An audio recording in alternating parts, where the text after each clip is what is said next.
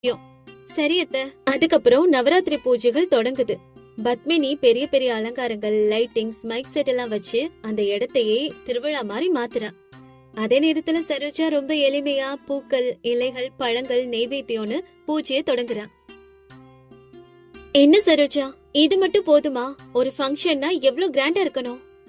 கடவுளை வழிபட நல்ல மனசும் நெய்வேத்தியமும் இருந்தா கூட அதுவே போதும்.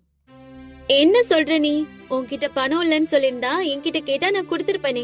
எதுக்கு தேவையில்லாம பேசிட்டு இருக்க? எல்லாத்தையும் பணத்தால வாங்க முடியாது பத்மினி. சரி சரி, அதெல்லாம் விடு.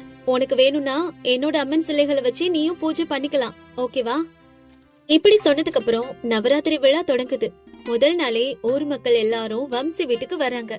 பத்மினியோட ஏற்பாடு பார்த்து எல்லாரும் ஆச்சரியப்படுறாங்க. அடடா, என்ன அழகா அம்மனுக்கு அலங்காரம் பண்ணி வச்சிருக்கீங்க.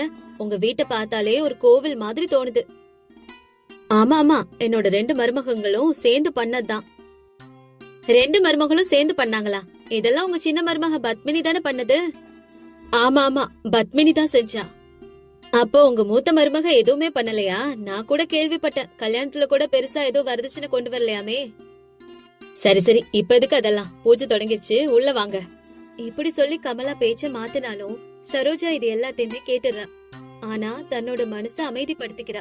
பூஜை நேரத்துல தன்னோட பங்கு பூஜைய ரொம்பவும் கவனமா செய்யறா. சாயங்காலம் பூஜை முடிஞ்சதுக்கு அப்புறம் புரோகிதர் பிரசங்கம் செய்யறாரு.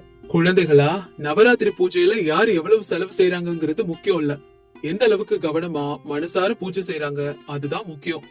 அம்மனும் அததான் மனசார ஏத்துக்குவா. ரொம்ப ரொம்ப சரியா சொன்னீங்க ஐயா. அவரோட வார்த்தைகளை கேட்டதும் சரோஜாவோட கண்ணில இருந்து ஆனந்த கண்ணீர் வருது. கமலாவும் மகிழ்ச்சியோட சரோஜாவை பார்த்து சிரிக்கிறா. பாத்தியா சரோஜா, நான் சொன்னது உனக்கு நினைவு வந்துச்சா? உன் பக்திய அம்மன் கண்டிப்பா பாப்பான்னு சொன்னனே. ஆமா அத்தை, இன்னைக்கு நான் இத உண்மையாவே புரிஞ்சுக்கிட்டேன்.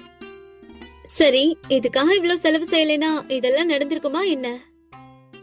மனசும் முக்கியம் பத்மினி. நீ பூஜை செய்யறப்ப எத்தனை